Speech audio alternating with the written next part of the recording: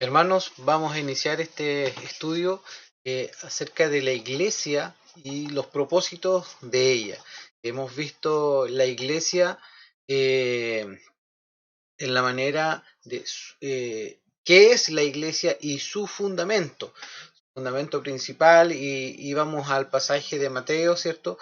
Donde Pedro decía que Jesús era el Hijo del Dios, o sea, era el Cristo, el Hijo del Dios viviente. Entonces, y bajo ese fundamento se establecía la iglesia, y Jesús mismo daba sus promesas hacia la iglesia, y que iba a ser edificada, iba a estar todo su corazón puesto, ¿cierto?, en la edificación de la iglesia, en el crecimiento de ella. Entonces, hoy lo que vamos a ver son los propósitos de la iglesia, pero hoy vamos a ver solamente un punto de estos propósitos. Vamos a pasar a comenzar a ver las diapositivas. La iglesia, los propósitos de la iglesia. Entonces tenemos como propósito tres, eh, tres puntos esenciales. Uno es el exaltar a Dios, es uno de los propósitos. El otro es la edificación. Y el otro propósito tenemos la evangelización. Esos son como los tres grandes propósitos de la iglesia, los cuales tiene por delante. Ahora, una de las cosas que tenemos que ver es que la edificación y la evangelización no son un fin en sí misma, a diferencia de la que vamos a ver hoy, que es el exaltar a Dios y en la adoración, ¿ya? ¿Por qué? Porque la edificación, ¿ya?, es preparar al cristiano para llevarlo a su propósito, que es adorar, ¿ya? Entonces no es un fin en sí misma. La evangelización es llamar a pecadores al arrepentimiento para convertirlos en adoradores, ¿ya? Pero el exaltar a Dios es un fin en sí mismo, porque no hay algo superior a ello. No, ese es nuestro fin, el exaltar a Dios, el presentar honra, adoración, exaltación a Dios. Entonces, eso es lo que vamos a ver hoy como premisa, y quizás vamos a ver un poquito más, ampliar el tema de la adoración, que es crucial para el cristiano.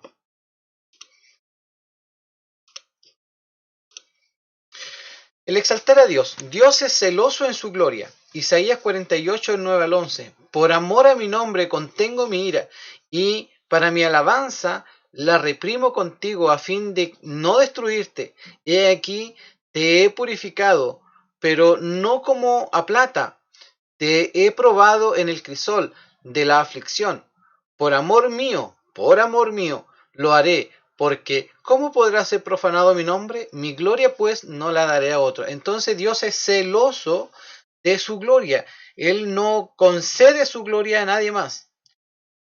También tenemos, de la misma manera, su pueblo debe desear exaltar a Dios y entregarle toda la gloria a Dios, ¿ya? Y vemos en Corintios entonces, ya sea que comáis, que bebáis o que hagáis cualquier otra cosa, o sea, no solamente en este está contenido la adoración de labios, sino que contiene que la adoración es algo mucho más grande, que contiene todo lo que nosotros hacemos, hacerlo todo para la gloria de Dios. Y en 1 Corintios 6:20 dice, pues por precio habéis sido comprados, por tanto glorificad a Dios en vuestro cuerpo y en vuestro espíritu, los cuales son de Dios. Entonces tenemos que Dios es celoso con su gloria, y nosotros debemos estar enfocados en ese mismo deseo de exaltar y glorificar a Dios.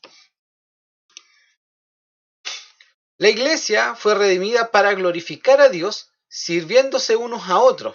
Esa es una manera de glorificar a Dios, ¿ya? Y en 1 Pedro 4:11 dice, el que hable conforme a las palabras de Dios. El que sirve, que lo haga por la fortaleza de Dios, que Dios da, para que en todo Dios sea glorificado mediante Jesucristo, a quien pertenecen la gloria y el dominio por los siglos de los siglos. Amén. Entonces, el servirnos unos a otros, el entregar la palabra de Dios, el evangelizar, el ofrendar, y todo lo que hacemos se debe hacer para la gloria de Dios, no con otro fin, ¿ya? También tenemos que la iglesia exalta a Dios por medio de la adoración y la alabanza. En Juan 4, del 23 al 24, y este texto lo vamos a ver más adelante, más detalladamente, así que no nos vamos a detener, pero sí lo vamos a leer, pero la hora viene y ahora es cuando los verdaderos adoradores adorarán al Padre en espíritu y en verdad, porque ciertamente los tales el Padre busca que le adoren. Dios es espíritu y los que le adoran deben adorarle en espíritu y en verdad. El propósito supremo por el cual fueron redimidos los creyentes. Ese es. La adoración es el propósito supremo para el cual nosotros fuimos redimidos. Entonces en Juan 4:23 dice, pero la hora viene, y el mismo que leían. Y la ocupación, ¿ya? Y la ocupación en la cual estarán eternamente entregados, Apocalipsis 22, del 3 al 4. O sea que nosotros somos redimidos para adorar a Dios, y desde ese punto en adelante nuestro énfasis, nuestro propósito fundamental es adorar a Dios por la eternidad. Y no habrá más, y ya no habrá más maldición, y el trono de Dios y el Cordero estará allí, y sus siervos le servirán. Ellos serán su rostro, ellos verán su rostro, y su nombre estará en sus frentes.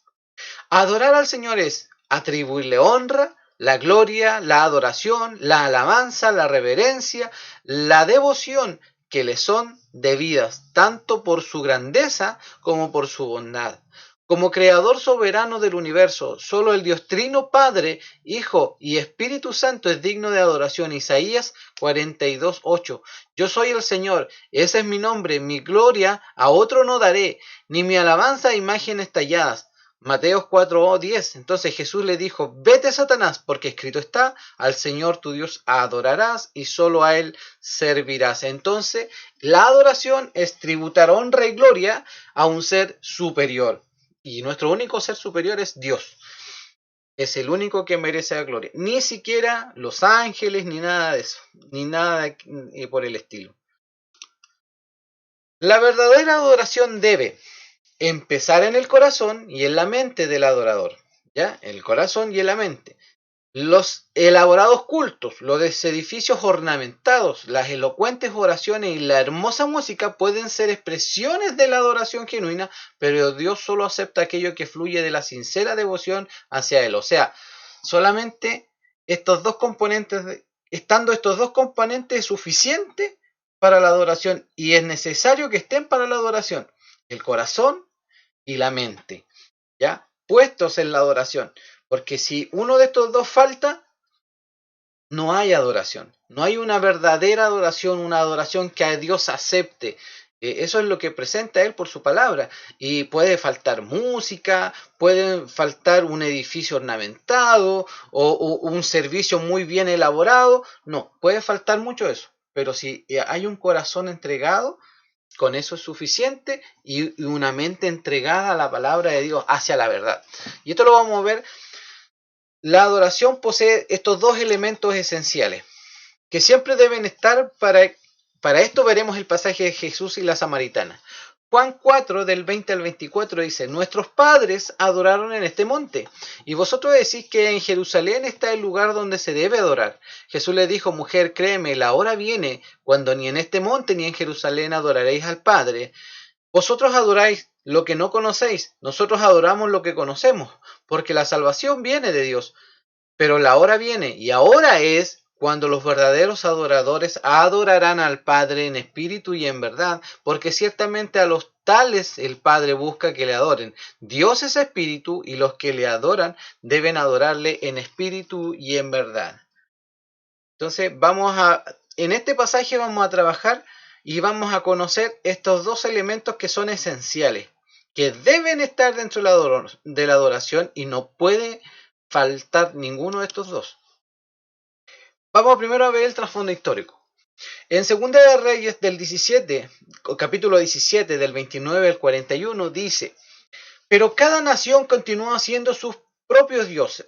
O sea, Samaria, cuando el reino norte y el reino sur se dividieron, ¿ya? Primero los asirios vinieron y tomaron el reino norte en cautiverio, ¿ya? Los que quedaron ahí ¿ya? El rey de Asiria envió de otras naciones también a que vivieran en ese lugar. Entonces, se creó una mezcla de raza y también de religión, y esto es a lo que se refiere. Pero cada nación continuó haciendo sus propios dioses y los pusieron en las casas de los lugares altos que los samaritanos habían hecho. Cada nación en las ciudades en que habitaban. Y los hombres de Babilonia hicieron a Sucot Benot, los hombres de Cuta hicieron a Nergal, los hombres de Hamat hicieron a Asima, y los Abeos hicieron a Nibas y a Tartak, y los de Serfabaim quemaban sus hijos en el fuego como ofrenda a Dremelec y a Namalec, dioses de Serfabaim. También temían al Señor y nombraron entre sí sacerdotes de los lugares altos que edificaban por él, que oficiaban por ellos en las casas de los lugares altos. Temían al Señor y servían a sus dioses conforme a la costumbre de las naciones, de donde habían sido llevados al destierro. Y el verso 34 hace este mismo comentario el escritor bíblico. Hasta el día de hoy siguen haciendo conforme a sus antiguas costumbres.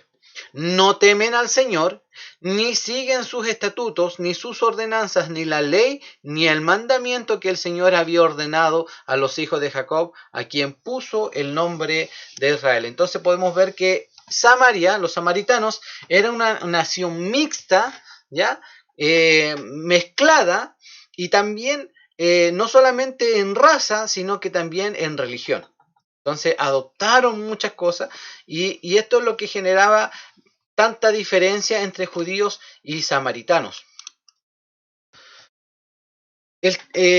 Aquí podemos ver, por ejemplo, que según el Nuevo Testamento señala que los habitantes de Samaria son los samaritanos, la raza mixta que resultó de la fusión del remanente de israelita con los gentiles asirios, con los gentiles que los asirios llevaron a la región después de la caída de Israel el 722 a.C. Hoy se refiere a la pequeña comunidad religiosa que vive en aquel lugar. Y aquí, en este punto, están el punto de vista judío y el punto de vista samaritano de lo que ocurrió, ¿ya? Entonces, eso lo puede usted ver más adelante en la presentación, en el material que enviamos, para que lo pueda estudiar.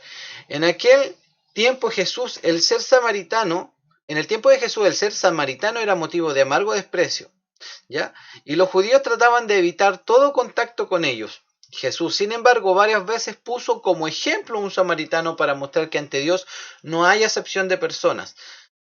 Y nosotros en la escuela dominical habíamos visto el tema de la acepción de personas. Una de las cosas que Dios hace, o un poco antes, nosotros, todo el mundo, la Biblia enseña que todos estamos destituidos de la gloria de Dios, todos estamos fuera de la voluntad de Dios, todos somos pecadores, entonces todos estamos en igualdad de condición.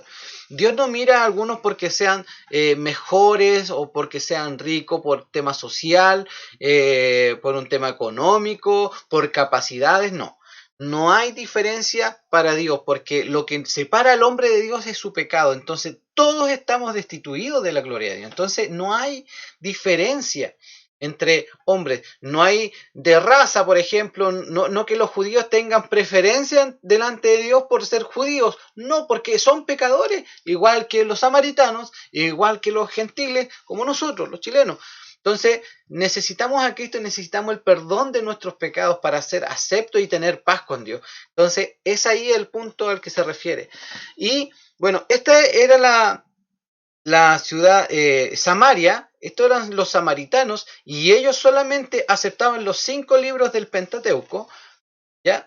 Que eran Génesis, Éxodo, Levítico, Número y Deuteronomios. Esos 5. Los otros no los aceptaban, a diferencia de los judíos, que ellos tenían el Pentateuco y también adoptaban todos los escritos del Antiguo Testamento, de los profetas y todo lo que se había instruido, Reyes, Crónicas, Samuel y todos los libros del Antiguo Testamento. Y ahora vamos a empezar a ver este pasaje, conociendo el trasfondo. Y entonces, en el pasaje, le dice Jesús, ustedes adoran lo que no sabéis. Los, los samaritanos, como vimos, no conocían a Dios, no tenían una revelación plena de Él. ¿Por qué? Porque aceptaban solamente los 5 libros del Antiguo Testamento. ¿Ya? Y por lo tanto no podían adorarlo en verdad. Los judíos tenían la revelación plena de Dios en el Antiguo Testamento y conocían a Dios a quien adoraban, porque la verdad acerca de la salvación vino de ellos primero. Y Jesús le dijo en Lucas 19, del 9 al 10, hoy ha venido la salvación a esta casa, ya que él también es hijo de Abraham, porque el Hijo del Hombre ha venido a buscar y a salvar lo que se había perdido. Entonces, y en medio de ellos también, también al mundo se extendió este mismo llamado, esta misma salvación. ¿Cuál es entonces la ventaja del judío o cuál es el beneficio de la circuncisión? Grande en todo sentido. En primer lugar, porque a ellos se le han sido confiados los oráculos de Dios. Entonces, los oráculos de Dios son la palabra de Dios. ¿Ya? Y en Romanos 9, del 4 al 5 dice, ¿qué son israelitas? A quienes pertenece la adopción como hijos y la gloria, los pactos, la promulgación de la ley, el culto y las promesas, de quienes son los patriarcas y de quienes según la carne procede Cristo, el cual está sobre todas las cosas, Dios bendito por los siglos de los siglos. Ahora, no porque Dios les haya entregado la promulgación, no por eso Él los iba a perdonar, porque Dios tenía que perdonar sus pecados. Entonces, ellos también se desviaron del conocimiento de Dios, aunque tenían toda la revelación. Ahora, el punto aquí es la adoración. Los samaritanos, él en el pasaje le dice, no sabéis, ¿ya? ¿Por qué no sabían? Porque ellos no tenían toda la revelación. Ellos tenían fuego, tenían calor, ellos adoraban, pero no tenían toda la revelación. Entonces, vemos que se necesitan dos componentes. El corazón, ¿ya? Pero también la verdad. Tenemos que conocer a Dios. Por medio del conocimiento de Dios surge la verdadera adoración y Dios establece cómo Él quiere que nosotros le adoremos. Ahora, esto se refiere a la muerte, resurrección y ascensión de Jesús tras haber completado la redención. Verdaderos adoradores. Jesús quería decir que tras su venida como Mesías y Salvador, los adoradores serían identificados no por un lugar, ¿ya? No por el lugar de los samaritanos, como decía la samaritana, ¿ya? Sino por su adoración al Padre a través del Hijo, ¿ya? Gracias a la venida de Cristo desapareció cualquier otra distinción entre adoradores falsos y verdaderos, cuyo fundamento sea un lugar determinado. Entonces nadie puede decir nosotros adoramos acá, entonces nosotros somos los verdaderos adoradores porque adoramos en el lugar que corresponde. No, no es por un lugar. Usted puede ir a Jerusalén a elevar un servicio, pero si no lo está haciendo con el corazón y con su mente, con la verdad de Dios, como Él quiere que le adoremos, no se está haciendo bien, no hay adoración ahí. El punto no es que esté en el lugar adecuado, el punto es cómo nuestro corazón está puesto para la adoración y cómo nuestra mente está incorporada en esto. ¿Ya? En Filipenses 3:3 dice, porque nosotros somos la verdadera circuncisión, que adoramos en el Espíritu de Dios y nos gloriamos en Cristo Jesús, no poniendo la confianza en la carne.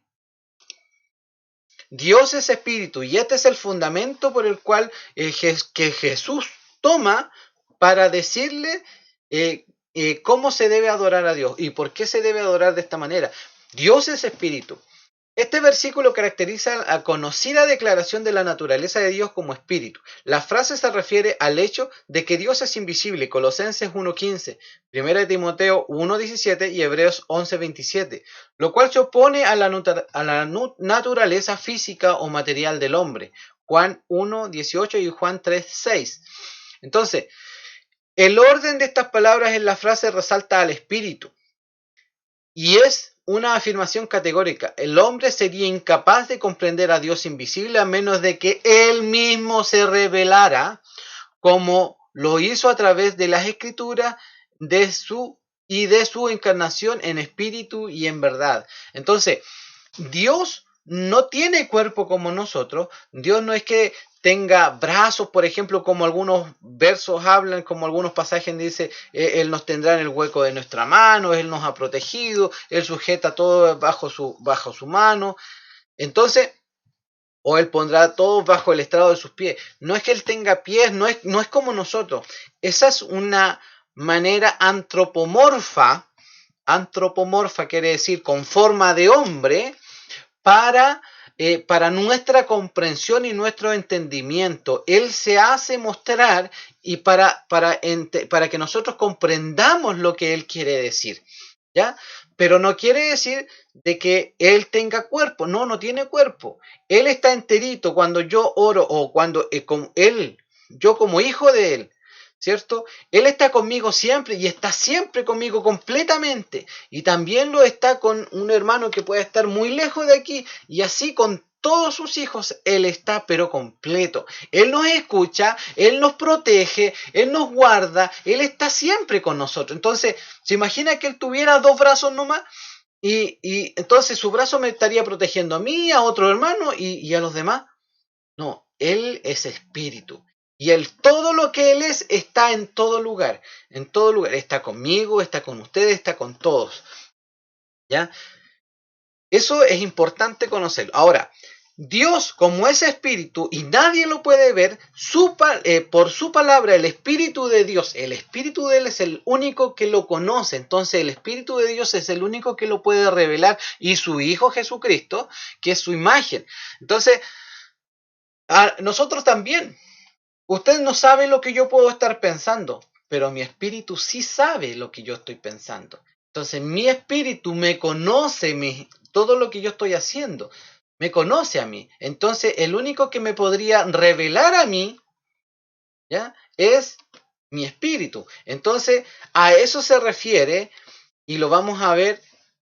¿Qué es adorar en espíritu y en verdad? Que son estas dos componentes, ¿ya? Y en referencia a lo que habíamos hablado de que Dios es espíritu. La palabra espíritu no se refiere al Espíritu Santo, sino al espíritu humano. Lo que Jesús dice aquí es que una persona debe adorar no solo en obediencia a las normas y lugares religiosos, sino en lo interior, en espíritu, con una actitud correcta. Entonces, Dios, cuando se dice que es espíritu, quiere decir que es una persona, ¿ya? Él tiene el carácter personal, él piensa, él medita, él conoce, tiene sabiduría y tantas otras cosas que nosotros, él es amor. Nosotros no podemos ver el amor, pero sabemos que está el amor y sabemos que el amor existe, pero no lo podemos ver. Entonces, en espíritu nosotros, con nuestro corazón compenetrado, adoramos a Dios, ¿ya? No a una imagen, porque una imagen, cualquier imagen que nosotros podamos tratar de representar a Dios, va a ser imperfecta. Por eso Él nunca permitió que le adoraran y que le hicieran una imagen. ¿Por qué? Porque nadie le conocía y cualquier representación no va a mostrar lo que Él realmente es en su extensión completa. Pero nosotros hoy adoramos a Dios en espíritu con toda nuestra entrega, con todo nuestro ser, pero también con nuestro conocimiento, que es lo que vamos a ver ahora, con nuestro conocimiento, conociéndole a Él, sabiendo quién es Él en su extensión, nuestra comprensión de Dios. Entonces podemos ver.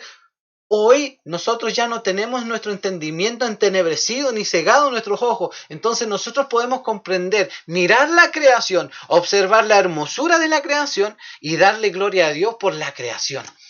Pero el mundo puede contemplar lo hermoso de la creación, pero nunca le va a dar gloria a Dios, porque no creen ni entienden de que Él es el creador. Entonces, el adorar a Dios en espíritu en verdad, ¿ya? Vamos a ver lo que es verdad ahora. Verdad señala la adoración a Dios en acuerdo con las escrituras reveladas y centrada en el verbo hecho carne. Entonces la adoración debe estar centrada como Él quiso que nosotros le adoráramos. Él se reveló para que nosotros comprendiéramos de Él, le conociéramos a Él. Entonces, la adoración en espíritu y en verdad es una mezcla de conocimiento y entrega, luz y fuego.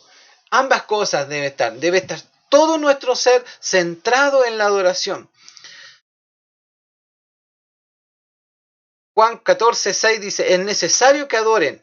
Jesús no hace referencia a algo conveniente, sino indispensable para la adoración. Es necesario que le adoren así. Entonces no es que usted y yo podamos decir, no, es que no, hoy día vengo a la iglesia, pero mi corazón está en otro lado. Entonces usted nos va a adorar. Ahora, cuando nosotros también decimos que nosotros vamos a la iglesia a adorar, también está mal dicho.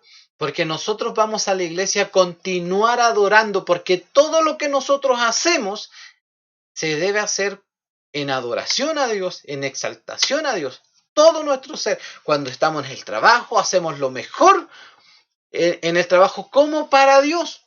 En todo lo que hagamos, lo que estudian, se entregan lo mejor y hacen lo mejor como para Dios.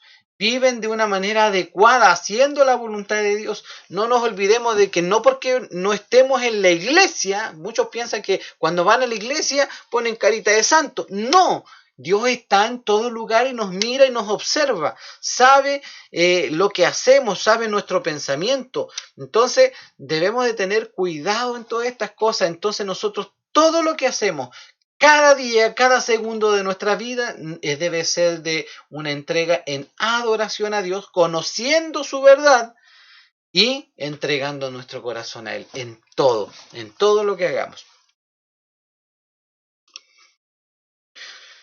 Y aquí yo puse otros comentarios que no los voy a leer por tema de tiempo, ¿ya? No los voy a leer, pero son comentarios de otras personas que hablan de lo mismo. Y si usted lo va a leer, o quizás voy a leer un poquito para que usted lo entienda. Romanos 1:9 dice, ¿a quién sirvo en espíritu, en mi espíritu? En Efesios 6:18, orando en todo tiempo, en toda oración y súplica en el espíritu. Usted no ora solamente en la iglesia. Usted cuando camina va conversando con Dios y clamando y pidiendo a Dios, ¿cierto? Entonces, y suplicando a Dios en el espíritu. Usted no es necesario que vaya por la calle gritando una oración. No. En su mente va concentrado y orando y clamando. Dios desea, la adoración que Dios desea no es carnal, para diversión, ni superficial, formalidad fría, sino espiritual. Él quiere sacrificios espirituales, no solamente en las reuniones de la iglesia, sino también en nuestra vida diaria. Y hasta que leo este comentario para seguir avanzando. La verdad, y en verdad es necesario que le adoren, no solamente con toda sinceridad, nuestra sinceridad puesta, nuestro corazón puesto, sino también conforme a las enseñanzas del Nuevo Testamento. ¿Cómo alaban y adoran a Dios los discípulos de Cristo? Enseñaban la palabra de Dios, eso es adoración. Oraban a Dios en el nombre de Cristo, eso es adoración. Cantaban himnos, Efesios y tanto, eso es adoración. Cada primer día de la semana participaban en la cena del Señor, eso es adoración. Ofrendaban, eso es adoración. Este es el patrón dejado por los apóstoles y eso lo hacemos siempre, siempre, siempre. Vamos cantando, nos levantamos, cantamos una alabanza, tenemos un salmo con el cual cuando nos edificamos, ¿cierto? ¿De qué manera nos edificamos con la verdad? Cuando cantamos cánticos de alabanza, deben ser con la verdad puesta en la letra. No es una letra que lo que nosotros queramos incorporar ahí, sino que la letra debe ser acorde a la palabra de Dios. Entonces, eso es lo importante que tenemos que tener. Dios no permite que el hombre sustituya esta adoración con culto voluntario, es decir, culto inventado por los hombres. Y aquí tenemos varias referencias que las hemos incorporado para que usted las pueda leer en el material que hemos entregado. Hoy pues vamos a ver este pasaje del sembrador, ¿cierto? Antes de leerlo. Y con este vamos a comprender que no solamente debe estar el corazón, sino que también nuestra entrega, nuestro entendimiento debe estar ahí. Oíd pues vosotros la palabra del sembrador. Me va a fijar aquí hay como 4 ejemplos de semillas que cayeron en distintas tierras, ¿ya? Si se da cuenta, todos oyeron la palabra, pero hay una sola diferencia. Cuando alguno oye la palabra, del reino y no la entiende, viene el malo y arrebata lo que fue sembrado en su corazón. Este es el que fue sembrado junto al camino. Este no la entendió, ¿ya? Entonces, viene el malo y arrebata lo que fue sembrado en su corazón. Entonces, no tiene incidencia. Oyó, pero no entendió. Y el que fue sembrado en pedregales, este es el que oye también la palabra, al momento la recibe con gozo, pero no tiene raíz en sí, no tiene fundamento, sino que es de corta duración, pues al venir la aflicción o la persecución por causa de la palabra, luego este tropieza. El que fue sembrado entre espinos, este es el que oye también la palabra, pero el afán de este siglo y el engaño de las riquezas ahogan la palabra y se hace infructuosa. Aquellos que buscan a Dios solamente por sus necesidades, entonces todas aquellas cosas están ahogando la palabra de Dios, entonces se hace infructuosa. Mas el que fue sembrado en buena tierra, este es el que oye y entiende y por el oír y el entender la palabra de Dios, ¿qué es lo que hace Dios? En nosotros da fruto y produce a 100, a 60 y a 30 por uno. Entonces, el que oye y entiende la palabra de Dios es el que da fruto. ¿Entiende? No solamente, esto no es solo pasión. Esto es también dedicación, entrega y corazón y mente completo. Debemos de buscar el conocimiento de Dios. No es que el hermano sea jodido y quiere que estudiemos la palabra de Dios, o que el pastor sea jodido y de nuevo nos va a predicar el evangelio.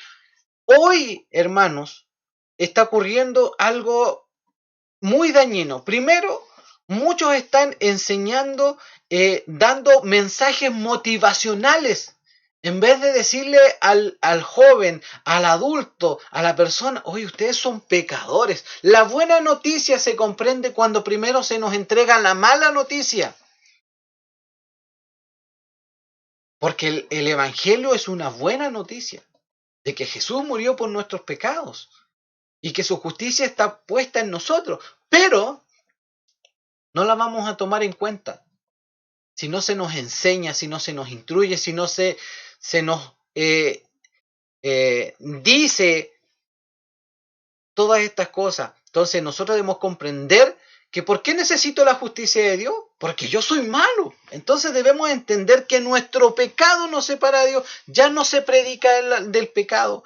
Hoy preferimos servicios en los cuales cantemos, en los cuales oremos, pero no importa la predicación que sea bien cortita para que sigamos adorando a Dios. No, hermano.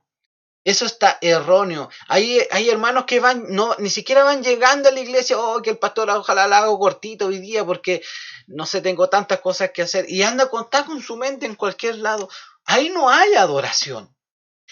La adoración, el verdadero adorador viene con entrega, viene con el corazón y viene con la mente a adorar a Dios.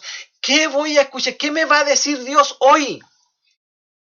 Y viene con anhelo de oír palabra de Dios. Y el tiempo que sea que Dios le hable, sea 1 hora, sea 2 horas, las horas que sean, o el tiempo que sea, o los minutos que sean, lo va a escuchar con agrado porque quiere oír a Dios y desea a Dios en su corazón y saber qué es lo que Dios le habla. Y cada vez que cante un himno va a poner su entendimiento en la letra y va a entregar su corazón en la alabanza. Ahí hay adoración verdadera. Pero si usted está ahí cantando así como que entre remordiéndose los dientes, sin entender y sin entregar corazón. O puede entregar mucho el corazón, pero sin entendimiento no hay adoración. O puede tener mucho entendimiento, pero tampoco pone su corazón en ello, tampoco hay adoración. Deben estar ambas cosas, siempre. Y es esencial. Es necesario que le adoren de esa forma. Así dice el pasaje. Entonces, debemos de tener todo esto. En conclusión, la adoración consiste en atribuir a Dios la honra y declarar su gloria en alabanza. En Hebreos, por lo cual, puesto que recibimos un reino que es inconmovible, demostremos gratitud, mediante lo cual ofrezcamos a Dios un servicio aceptable, con temor y reverencia. Tributad al Señor, en Salmos 29, 2. La gloria debida a su nombre, adorad al Señor en la majestad de la santidad. Salmo 95, 6. Venid, adoremos y postrémonos, doblemos la rodilla ante el Señor nuestro Hacedor. La adoración le atribuye la honra a Dios por medio de actos de obediencia. En Romanos 12:1 dice: por consiguiente, hermanos, os ruego por la misericordia de Dios que presentéis vuestros cuerpos como sacrificio vivo, santo y aceptable a Dios, que es vuestro culto racional. Y cuando habla de racional, la palabra en griego significa lógica, nuestro culto lógico, ¿ya? Y en la lógica está puesta nuestra mente. También, y con esto ya concluimos, incluye necesariamente la exaltación a Jesucristo, a quien el Padre ha exaltado. Filipenses 2:9, por lo cual Dios también lo exaltó hasta lo sumo y le confirió el nombre que es sobre todo nombre.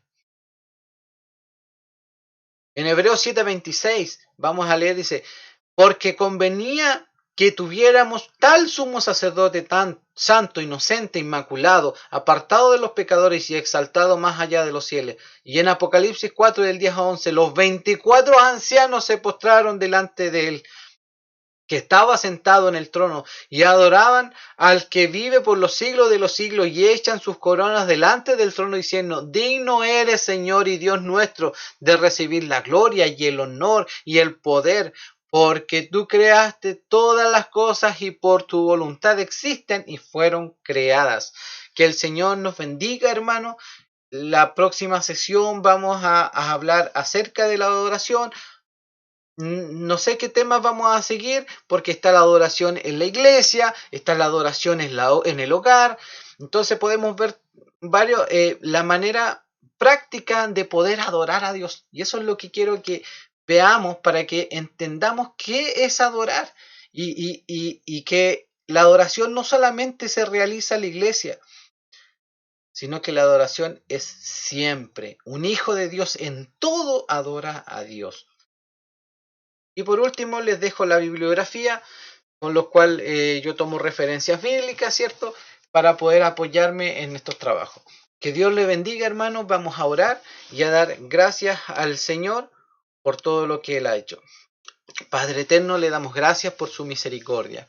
Transfórmenos en verdaderos adoradores, adoradores que le adoran en espíritu y en verdad. Permítanos ser entregados, abnegados, obedientes. Señor, que nuestro corazón esté entregado a su servicio. Glorifíquese en nuestra vida, en nuestro corazón, y permítanos honrarle en todo lo que hagamos, como padres, como hijos, como empleados, Señor, como estudiantes, en lo que estemos haciendo, Señor, como hijos suyos. Señor, hagamos su voluntad y que le honremos con todo lo que hacemos. Bendíganos con su palabra. En el nombre de Jesús se lo rogamos desde ahora y para siempre. Amén. Gracias, hermanos, y que Dios les bendiga a todos y tengan un lindo fin de semana.